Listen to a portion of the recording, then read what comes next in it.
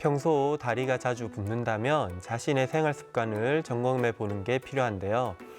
앉아 있을 때 다리를 꼬거나 서 있을 때 짝다리를 짚는 경우 정맥혈관의 혈류를 방해하기 때문에 항상 내 다리가 어떤 모습을 하고 있는지 관찰해 봐야 합니다. 안녕하세요. 하지정맥류 치료의사 외과 전문의 강병완 원장입니다. 다리의 혈액순환은 여러 가지 원인으로 방해를 받을 수 있습니다.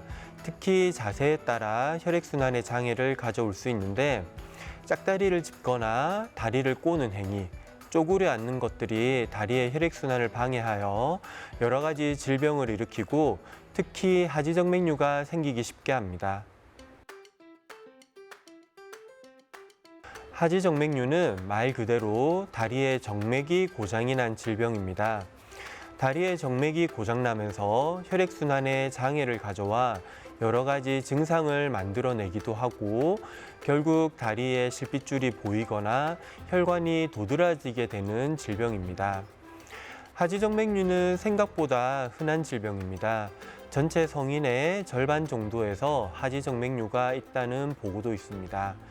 그렇지만 하지정맥류 환자들 중에서는 불편한 증상이 심하지 않은 경우도 있고 겉으로 혈관이 보이지 않는 경우도 있기 때문에 병원을 찾는 분들은 전체 환자에 비해 적은 편이라고 할 수 있습니다.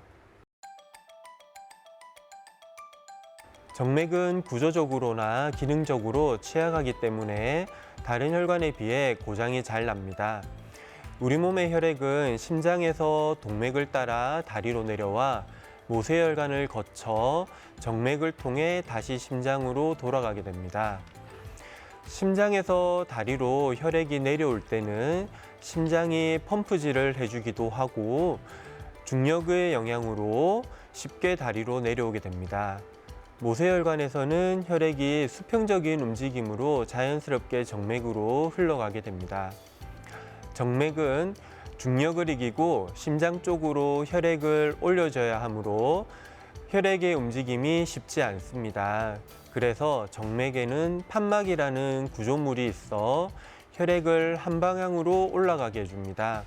하지만 여러 가지 원인으로 판막이 손상을 받게 되면 결국 하지정맥류가 생길 수 있습니다. 정맥 내 판막은 혈액을 한 방향으로 흐르게 하는 체크밸브로 정맥 내에 여러 개가 있습니다. 혈액이 위로 올라갈 때는 판막이 열렸다가 아래로 내려오지 못하게 판막이 닫히게 되어 한 방향으로만 혈액이 흐르게 해줍니다. 다리의 정맥에서 혈액은 종아리 근육이 펌프질을 하면서 심장으로 올라가게 되는데 종아리 근육을 사용하지 않거나 복압이 증가되어 정맥을 압박하게 되는 경우에는 혈액이 심장 쪽으로 올라가지 못하고 정맥 내에 정체가 되고 결국 정맥 내 압력이 높아져 판막의 손상으로 이어져 영구적인 변화가 일어나게 됩니다. 하지정맥류의 원인은 다양합니다. 나이가 들면서 혈관에 탄력이 떨어져 병이 생기기도 하고 임신과 여성 호르몬의 변화도 정맥에 영향을 주기도 합니다. 직업적인 원인도 있는데 한 자세로 오래 서 있거나 오래 앉아 있는 경우 무거운 것을 많이 들고 더운 환경에 오래 노출되는 것도 하지정맥류의 발생의 원인이 되기도 합니다. 복부 비만이나 복압이 증가되는 운동을 많이 하는 경우도 하지정맥류의 원인이 될 수 있고 꽉 조이는 옷이나 굽이 높은 신발을 신는 것도 하지정맥류의 원인이 될 수 있습니다. 한 자세로 오래 서 있거나 오래 앉아 있게 되면 종아리 근육을 쓰지 않게 됩니다. 그러면 다리의 정맥에 혈액이 정체가 되고 결국 하지정맥류가 생길 수 있습니다.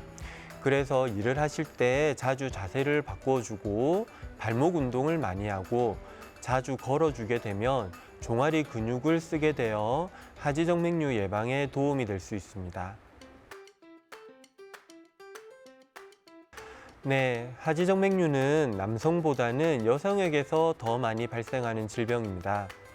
임신이 큰 원인이 되는데 임신 중에 자궁이 커지면서 정맥을 눌러 혈액이 심장으로 올라가는 것을 방해하게 되어 다리가 무겁고 붓게 됩니다. 출산 후 정상으로 돌아오는 것이 대부분이지만 돌아오지 못하면 질병으로 발전하게 됩니다. 그래서 임신 횟수가 많을수록 병이 생길 확률이 높아집니다. 그리고 여성 호르몬의 변화가 하지정맥류를 발생시키고 증상을 일으키는 원인이 됩니다.